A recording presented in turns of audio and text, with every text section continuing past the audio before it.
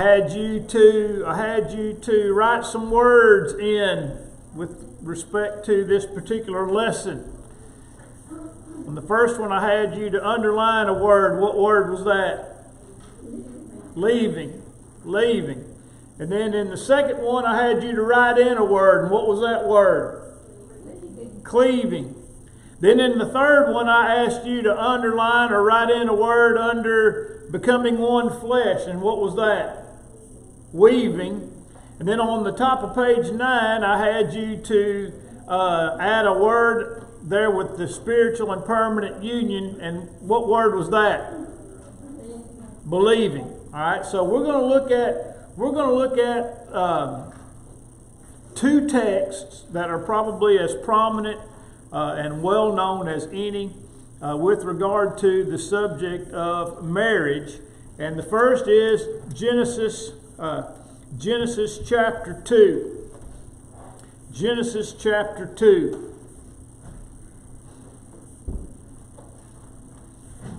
Of course, beginning in verse number 20, the Bible speaks about Adam naming all of the creatures. It says he gave them a name. And at the end of verse 20, there was not found a helper comparable to him. And the Lord caused a deep sleep to fall on Adam. He slept, and he took one of his ribs and closed up the flesh in its place. The rib which the Lord had taken from man, he made into a woman, and he brought her to the man. And Adam said, "This is now bone of my bone, flesh of my flesh. She shall be called woman, because she was taken out of man. And therefore a man shall leave his father and mother, and be joined to his wife, and they shall become one flesh." And so this is the first statement that we have in regard to the marriage union itself. Now our second text will be Matthew chapter 19. Matthew chapter 19. And we're going to read verses 4 through 6. Matthew 19, verses 4 through 6. Now, this response or this statement from Jesus is made in response or reply to the Pharisees. And the Bible says in verse 3, they tested him. In other words, this was not an inquiry for information. This was an inquiry of accusation. They were wanting Jesus to say something that they could use against him then or at some other point in time.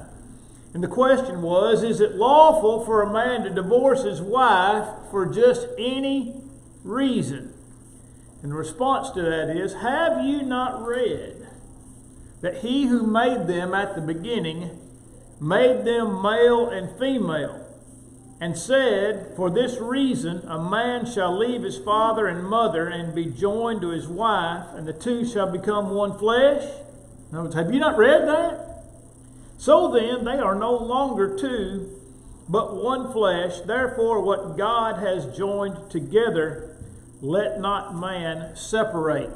And so Jesus goes back to Genesis chapter 2 in giving God's intent and plan for marriage.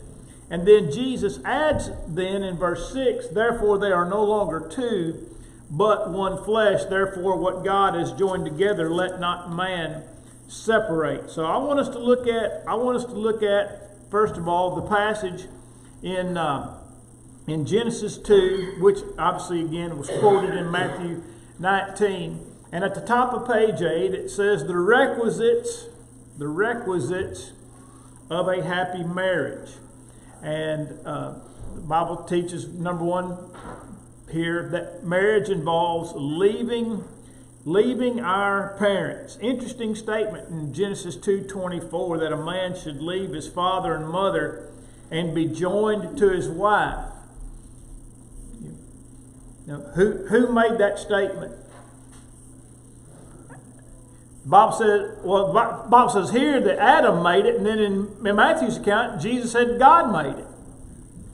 And so we learn that Adam speaks somewhat by inspiration in this matter because his words are later attributed to God. But what would be interesting about Adam upon seeing Eve for the first time and making the statement that a man should leave his father and mother and be joined to his wife? That's right, he didn't have either one. He didn't have either one. And obviously the text, be joined to his wife. What did Adam know about wife? And so I think that's why Jesus attributes these words specifically to God, because Adam spoke them, but God gave them to him. In other words, God gave Adam that knowledge of what this union was going to be, and then what it would require of others down through the line of history. Again, he had no idea he didn't have the experience of having a father and mother. He had no experience in seeing human beings before him bring children into the world, and those children, are those descendants finding someone else to be a mate, and all the things that relate to that.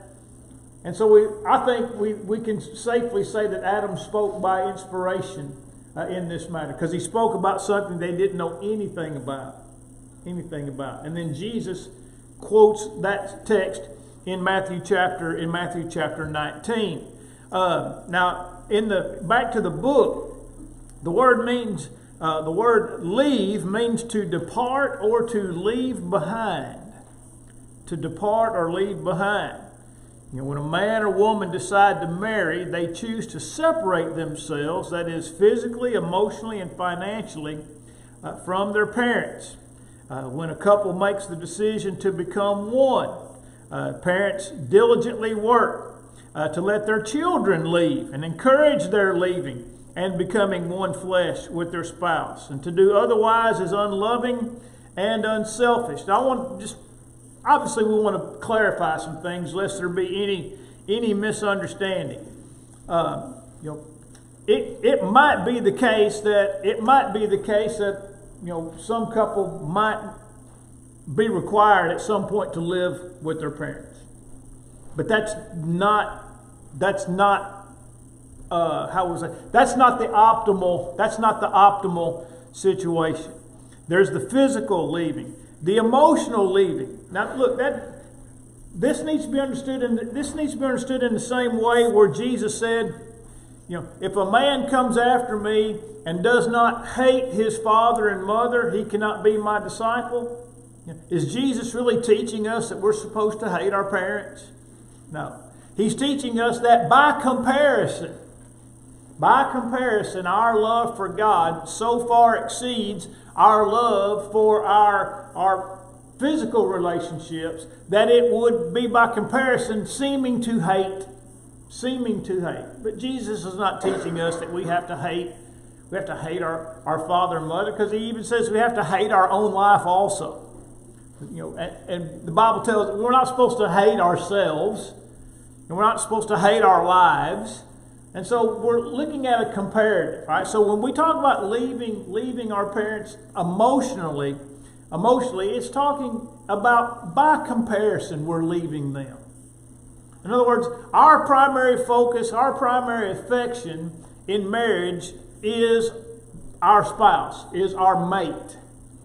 Okay? And not that we don't care about our parents, not that we're not still obligated to provide for our parents if they were in need, but again, the primary focus is the mate.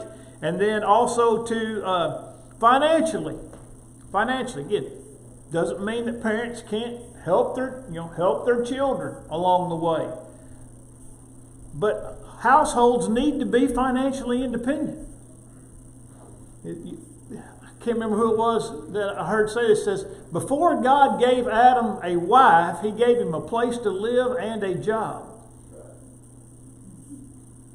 I mean, Adam had a place to live, and God gave him a job to tend and keep the garden. And so, when we think about marriage, we need to think in those terms. Where am I going to live, and how am I going to provide? And then once those things have been established, then the decision to marry can be made. Because note the top of the headline, or the header there, is a happy marriage. A happy marriage. And so these are requisites for a happy marriage, but they're also practical lessons that we need to understand. I will also make mention of one thing. There's a common misunderstanding about the idea of becoming one flesh and associating the idea of one flesh with the bearing of children. And the Bible does not teach that becoming one flesh, in other words, the two people having a child takes part of each one, takes part of the two and makes them one. That is not what the Bible is teaching. That is not what the Bible is teaching. The Bible is teaching that the two exist or coexist as if they are one. In other words, my intentions, my desire, my focus is to fulfill all of my obligations as a husband for my wife, and her focus, her attention, her purpose is to fulfill all of her obligations for her husband. And when you do that, the two become one flesh. In other words, because both are focused on doing the very best they can for the other, which means also for themselves. And so this is not some type of hidden or cloaked reference to having children. It has to do with the life that we live. When we marry, our lives should change drastically. Not in like a financial sense or in any, but the way we think when we marry should change drastically, and it should be extremely sobering. I'm pretty sure I've told this before. When Rhonda and I married, I can remember walking out of the church, not walking out of the church building, but walking out of the auditorium into the, because the groom and the bride, they walk out first, and then everybody else comes out. And my first cousin was my best man. He and I were still like brothers. And he was my best man, so he was the first man to come out of the auditorium behind me. And when he cleared those doors, I just hugged him and wept. Because it hit, just the magnitude of what I had just done just really hit me. It's like, man, I just did a thing. I just did a big thing. And I've got a mountain of responsibilities on my shoulders now, and it really didn't hit me until I walked out of the ceremony, and then and I laid eyes on Jeff, and it was just like a flood of emotion because it just was an avalanche of understanding of what I had just done. And I would hope that every person who's ever been married has felt that same thing. Now, Rhonda's parents were crying, but it was for a completely different reason. But when we marry, we should feel, and I use this word intentionally. We should feel the weight and the burden of the responsibility that we've just taken upon ourselves. All right, and so that's what it means. That's what it means to become one. It doesn't have anything to do with having children. And then the last part in this paragraph is also, I think, extremely important. It says, parents must diligently work to let their children leave and encourage leaving and cleaving. In other words, not trying to hold on to the relationship like it's always been, but understanding that the relationship has now changed. cutting the apron strings, or whatever phrase that we might think about. A lot of parents don't let go of their kids, and it creates problems in young marriages when parents don't let go of their kids. Because when parents don't let go of their kids, there's a lot of meddling that goes on. There's a lot of unsolicited advice that's given. And as a general rule, when that type of meddling or unsolicited advice is given, it's never in favor of the son-in-law or the daughter-in-law, but mostly the son-in-law. And so what's going on here is that I'm going to paint with a broad brush. The mother-in-law won't mind her own business. She won't let her son be the head of the household. She won't let her daughter-in-law. Her daughter-in-laws. They're never going to measure up. There's always some dig, some slight. Come over here, honey, and hug mama, and I'll make it better for you. That's a recipe. That is a recipe for disaster in young marriages. And so we have to encourage our children to leave. Like an eagle, you got to kick them out of the nest and fly or flop. It's going to be one or the other.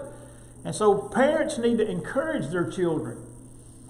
Look, it'd be great if I got to live by my kids. I think I would enjoy that.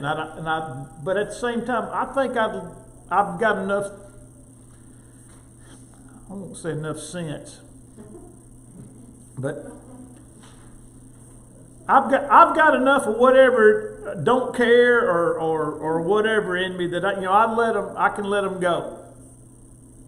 I think I can let things go, because things are not always great with your kids. They're not always great, but like I said, I don't want to say I don't care, because I do care. But I think y'all know what I'm talking about. It's like, that ain't my business anymore. I've got more than I can say grace over without trying to solve all my kids' problems for them. But a lot of parents don't feel that way. All right, so there is a leaving, and the understanding is there's a leaving on both sides. The children have to leave, and the parents have to encourage that leaving. Then number two, this is, of course, we've already talked a little bit about this in our latter part of this discussion, that marriage involves being joined to the spouse. There's the idea of cleaving. Cleaving. By the way, interesting, cleaving is a word that means the opposite of itself. In this case, we're talking about cleaving into holding on to, because a meat cleaver divides meat, but we're talking about cleaving in the holding on sense. In the holding on sense, to cling to, be glued or to cemented, and I love that idea. Welded together. When the decision to marry is made, the man and woman consciously choose to subordinate all other relationships to the new relationship with their spouse. When they choose to marry, they vow, and this is an overgeneralization because a lot of people marry with no thought whatsoever to God. But for those of us that are Bible-believing individuals, when we choose to marry, we vow before God and one another to cleave to one another until death separates us. I don't know what vows you took. Unless I did your wedding, I don't know what vows you took. All right, but the one thing I'm an old school marriage guy. I'm going to use the old school vows and whatnot. And, till death do you part, or till death do us part, is going to be in there. It's going to be in there. And that needs to be emphasized. Till death do us part. That's God's intention. I mean, we could read, by the way, in Romans 7 and verse 1, and that text is in your lesson book. Romans 7 and verse 1 is not instruction on marriage. About if a woman marries another man while her husband still lives, she'll be called an adulteress because she's married to another man. But if her husband is dead, she is no longer an adulteress, even though she be married to another man. That's not instruction on marriage. That's what everybody understood marriage to be, used as an illustration for giving up the law of Moses and being joined to Christ. Now, is there instruction on marriage there? There is, but that's not the point of it. The point is, the point that Paul is making is we all understand this to be the case.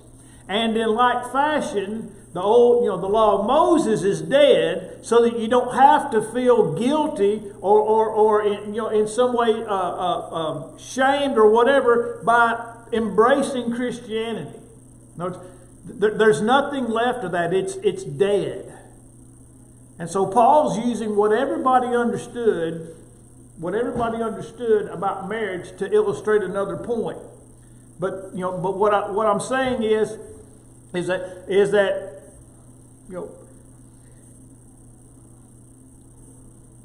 what we understand marriage to be, while now being somewhat an oddity, is what people have believed for thousands of years. In other words, even though fewer and fewer people believe what we believe about marriage, it was commonly understood, by people across history, from the very beginning of time. And so there is a cleaving. I love the picture there of welding, And then number 3. It says marriage involves becoming one flesh. The idea of weaving. If you take two pieces of like metal and you weld them together, it's the same metal, right? I mean, it's the two pieces become one piece. And if it's done properly, you don't see where you can't see where the weld is, so to speak. And so there's a weaving of our lives together. The phrase "one flesh," and that talks about that. Well, there are 5 things in here, but I want to make mention of one thing with regard to weaving, and that is that a lot of young people marry,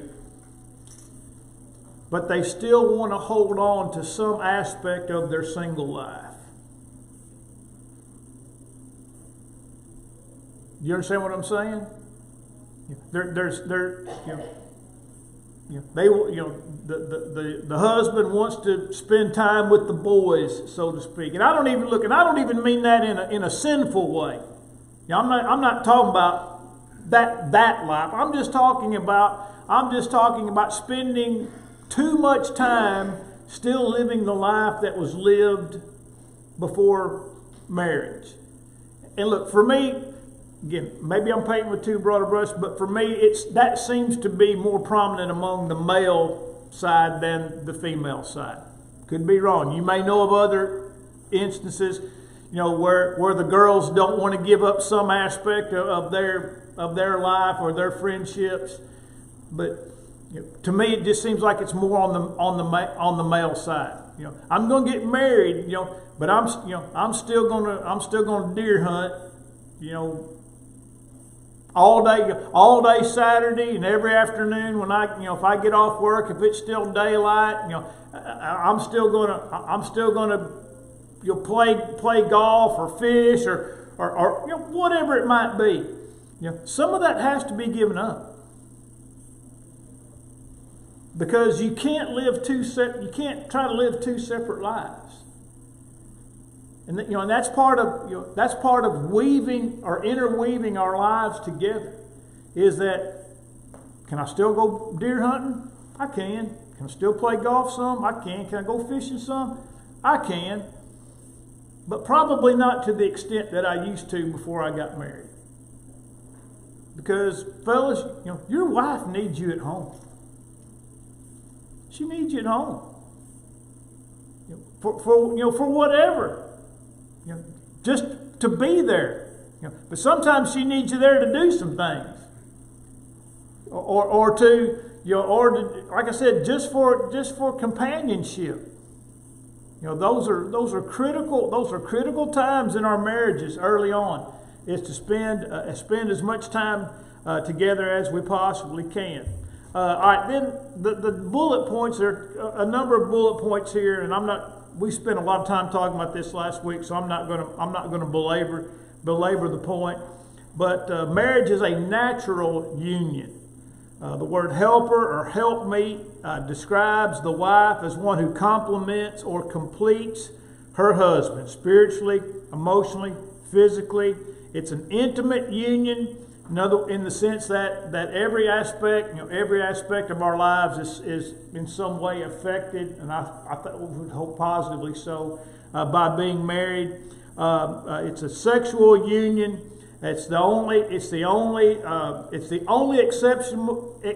acceptable outlet for sexual expression. 1 Corinthians 7 again. I think 1 Corinthians 7 and verse 1 and 2 are critical. In order to avoid fornication, let every man have his own wife and every woman her own husband. So that, first of all, that eliminates the idea of living together outside of marriage, or participating in sexual activity outside of marriage. It takes care. It also addresses the adulterous side of adultery, where a person who is already joined to another person is involved in some type of illicit sexual activity with somebody else. But it also addresses the homosexual aspect of it. In other words, just because two men or two women get married in the eyes of the government doesn't mean that they're married in the eyes of God. And so 1 Corinthians 7, I think, is one of the most important texts on sexual purity, in that it just simply says anything other than this one thing is fornication. That's pretty well what it says. Anything other than this constitutes fornication.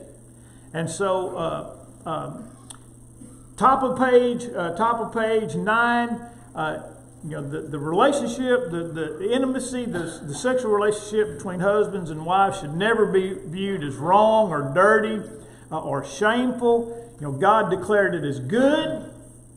When God finished making man and woman and created the home, then He said it's very good. Everything was good until man created marriage, and then God said it's very good. It's very good.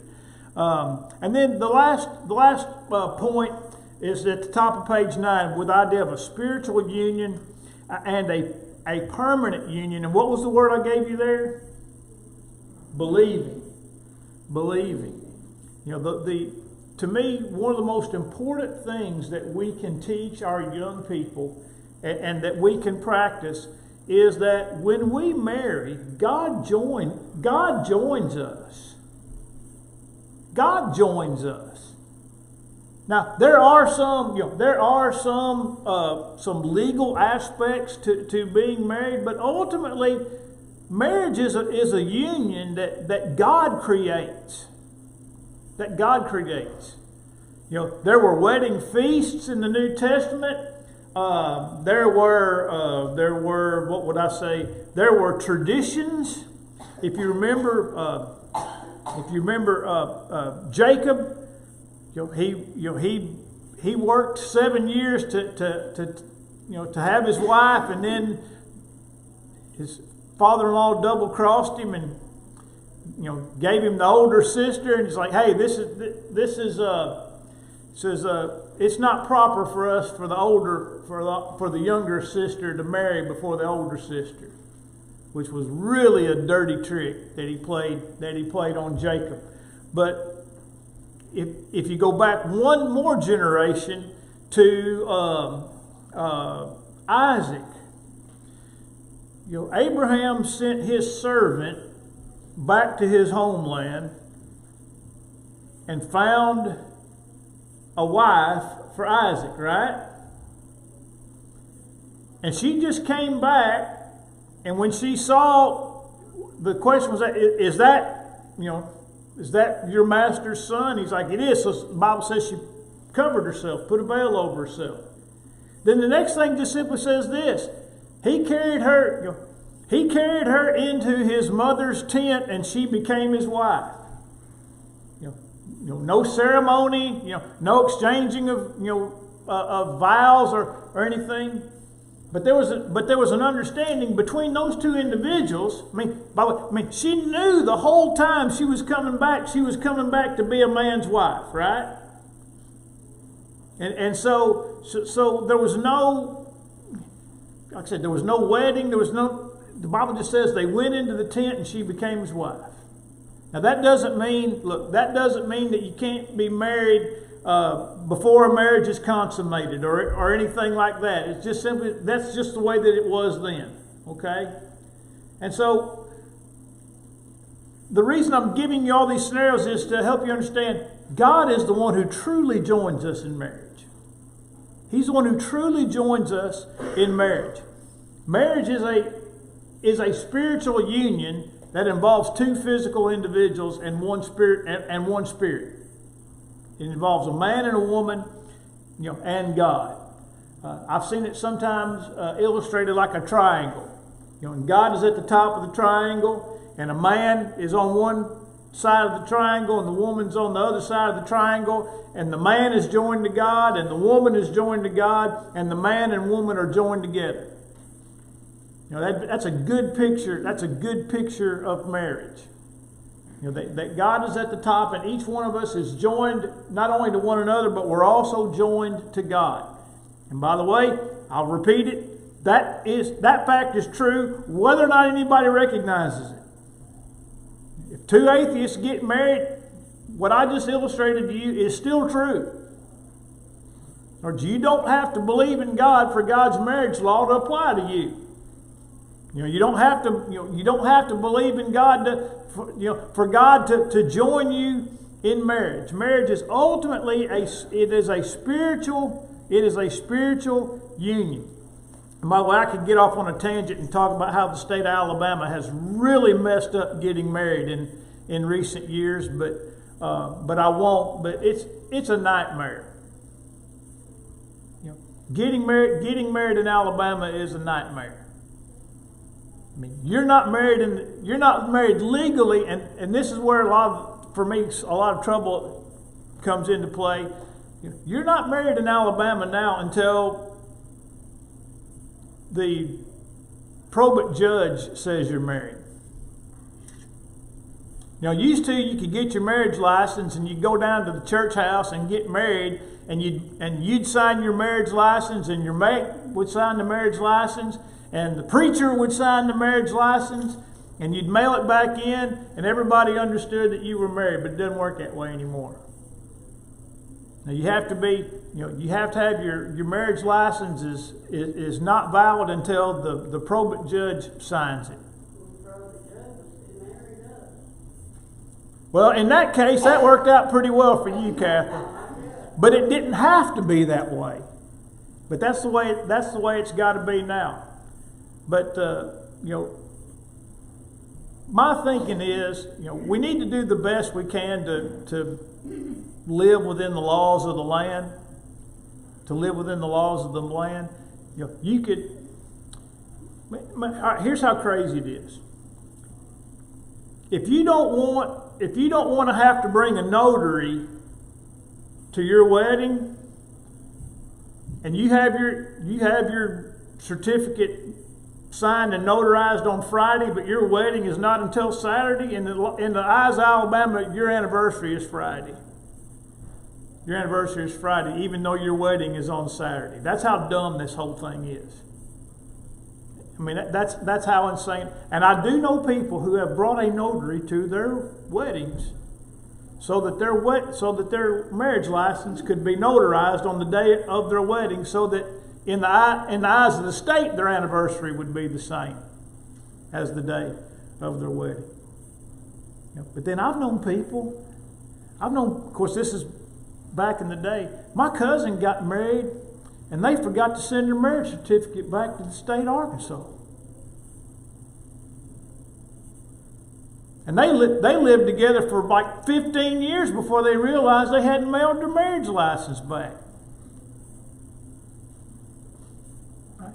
You know, the preacher that I worked with in Paris, Tennessee, he and his wife forgot to mail it back, and then never did find it.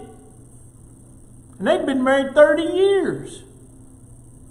Now, were they living in sin? No. You know, we want to do the best we can to live within, live by the laws of the land. But sometimes we understand. But that whole thing goes to the fact that we understand that God married us, God joined us. You know, and we try to do the best. We try to do the best that we can. Is that the first bell? Yeah. All right. Then, secondly, we have to understand the permanency of marriage.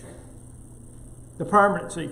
Now, we believe that marriage is a spiritual union, and we also believe that marriage is permanent. We enter into marriage with the understanding till death do us part. It reminds me of a young girl who was talking to her grandma, and her grandma and grandpa had been married for a long time. And she asked her grandma, she said, y'all been married like 60 years. Did you and Grandpa ever think about getting a divorce? She said, I've never one time considered divorcing your grandpa. Murdering him, yes. Divorce, no. Now, but what does that say about people's idea of marriage? It says that Grandma and Grandpa understood it was till death do us part. Till death do us part. And so, but most people don't enter into marriage with that understanding. But God's law still says what it says. Marriage is one man, one woman for life. Now, in 60 seconds I might have left, I will say one thing. When most people hear the phrase God's law on marriage, they think about Matthew 19:9 and not Matthew 19:4-6. Matthew 19:9 says, whosoever divorces his wife, except it be for fornication, and marries another, commits adultery. All right? So, that's not God's law on marriage. That's God's exception to his law on marriage. God's law on marriage is a man shall leave his father and mother and cleave to his wife, and the two be one flesh, and what God's joined together let not man separate or put asunder. That's God's law on marriage. The exception to God's law on marriage is Matthew 19 and verse 9. We need more people focused on verses 4-6 and fewer people focused on Matthew 19:9 with respect to thinking about God's law on marriage. Okay, I'm going to stop right there. Pretty much everything else, you can look in the book if you're interested in talking or studying some of those things a little bit further. Chapter 2 next week, page 13, talking about the role of husbands in a happy marriage. By the way, I'm going to come back, Lord willing, next week and talk about our four words before we move into chapter 2. The leaving, the cleaving, the believing, or the weaving and the believing. Because I made this statement early on, and I want to go ahead at some point and drive this point home.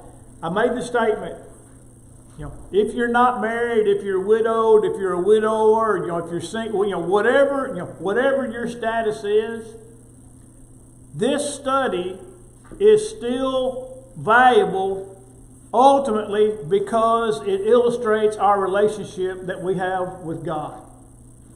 All right, so I'll introduce the next lesson with just a reminder of those things, and we'll talk just briefly about those things, and then move into husbands, the band around a happy marriage. All right.